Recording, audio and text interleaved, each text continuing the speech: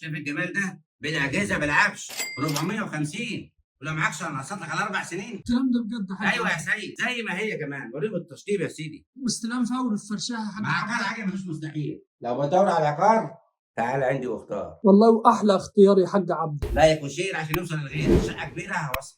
بصوا يا جماعه خلاص تصوير وارجع لكم تاني. شايفه البحر يا حاج عبده؟ ايوه يا سيدي وريهم البحر يا سيد. المكان الجميل ده فين يا حاج عبده؟ طريق الساحل.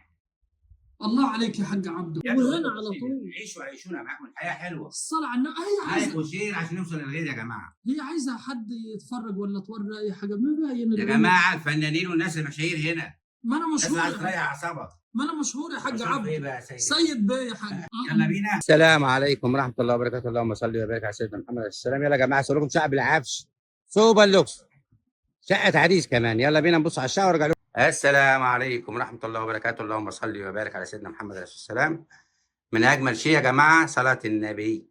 هتمشي معاك مصيف وتمشي معاك سكن وتيجي معاك بالقسط المريح على 4 سنين. تخيل، بالاجهزه كله جديد في جديد يا جماعه، مع عقار عجمي.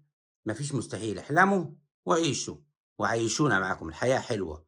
عيشوها بالطول والعرض. من اجمل شيء هو صلاه النبي. كمان الشباك ده يا جماعه شايف البحر. اللهم صل وبارك على سيدنا محمد عليه الصلاه والسلام. من اجمل شيء يا جماعه صلاه النبي.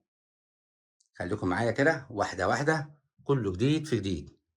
بص يا باشا الشاشه اهي، تلاجه موجوده، كل عفشك كل اللي عليك تجيب شنطه هدومك بس.